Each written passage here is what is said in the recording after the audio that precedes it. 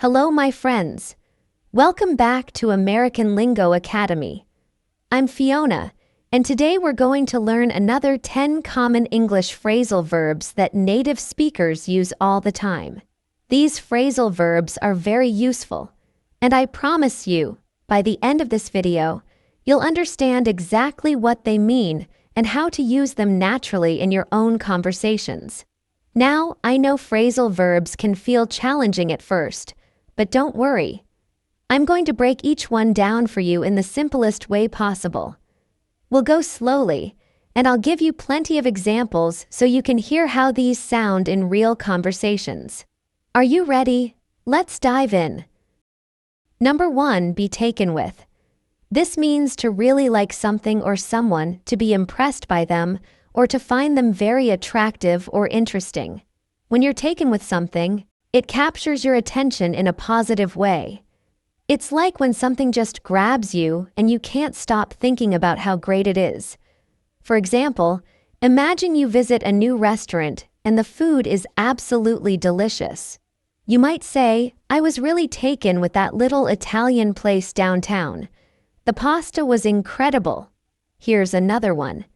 Let's say your friend introduces you to someone new, and this person is funny, kind, and really interesting to talk to. You could tell your friend later, "I have to say I was quite taken with Sarah. She's so intelligent and has such a great sense of humor." Number 2, be up. This is a simple one that means to be awake, not sleeping. We use this all the time in casual conversation, especially when we're talking about staying awake late or waking up early. For example, if your friend calls you at 11 p.m. and you answer the phone, they might ask, "Oh, you're still up. I thought you might be sleeping already." You might hear something like, "I was up until 2 a.m. last night finishing that project for work. I'm so tired today." Number 3, be up for. This means to be willing to do something, to be interested in participating, or to have energy for an activity. It's like saying you're ready and excited about doing something. For example, imagine your friends are planning to go hiking this weekend, and they ask if you want to join them. You could say, "Sure, I'm definitely up for a hike. It sounds like fun." Here's another one. Maybe your coworker suggests grabbing lunch at a new place. You might respond, "I'm always up for trying new food. Let's go." Number 4, be up to. This has 2 main meanings. First, it can mean what someone is doing right now, like their current activity. Second, it can mean that something is someone's responsibility or choice. People often say, "What are you up to today?" when they want to know about your plans or what you're doing. For example, if a friend texts you on Saturday morning, they might ask, "Hey, what are you up to? Want to grab coffee?"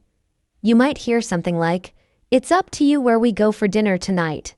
I'm happy with whatever you choose." Now, before we continue with our next phrasal verbs, I want to ask you for a small favor. If you're finding this lesson helpful, please give this video a thumbs up, and if you haven't already, hit that subscribe button.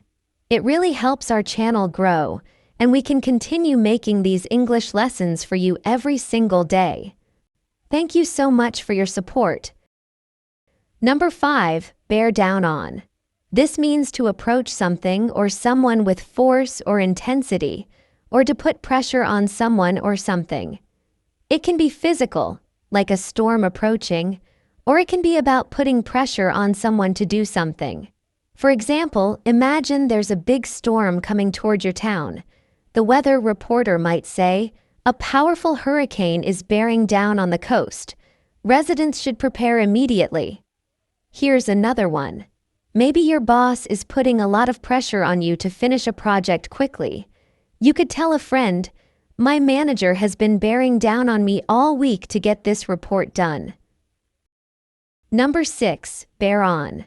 This means to be related to something or to have an influence on a situation. When something bears on a topic, it's relevant or important to that topic.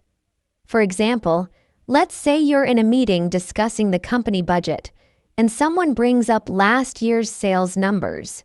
You might say, "Those figures definitely bear on our discussion about next year's marketing budget." You might hear something like, "I'm not sure how your personal problems bear on this business decision. Let's focus on the facts." Number 7, bear out.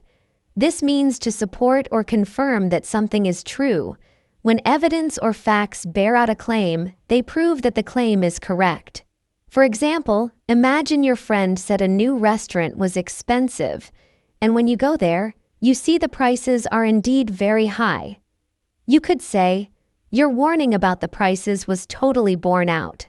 This place is really expensive." People often say something like, "The research bears out what we suspected. Exercise really does improve memory." Number 8, bear up. This means to remain strong and cope well during a difficult time. When someone bears up, they don't let hard situations break them down. They stay positive and keep going despite challenges. For example, maybe your neighbor lost their job, but they're staying positive and looking for new opportunities. You might say, "I'm impressed with how well John is bearing up after losing his job. He's staying so positive." Here's another one. If a friend is going through a tough divorce but still taking care of their kids and working, you could say, "She's really bearing up well considering everything she's going through." Number 9, bear up under. This is very similar to bear up, but we use it when we want to specifically mention what difficult situation someone is handling well. It means to cope successfully with pressure, stress, or hardship.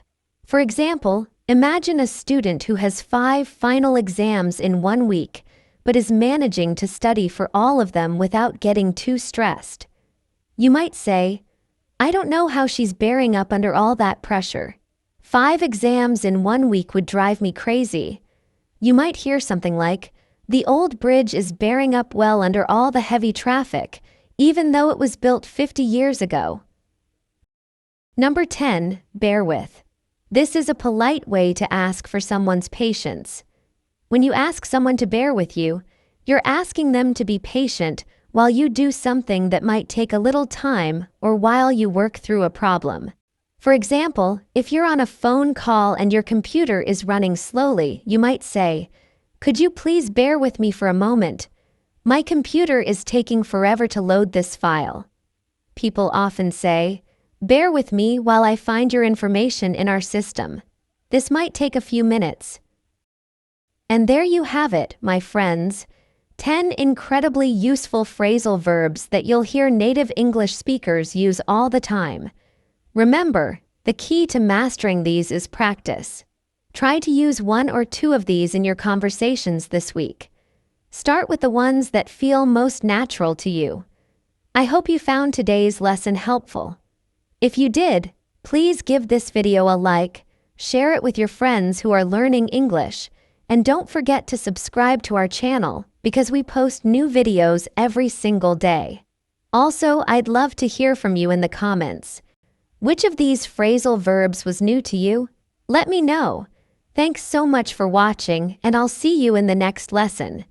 Keep practicing and remember, you're doing great.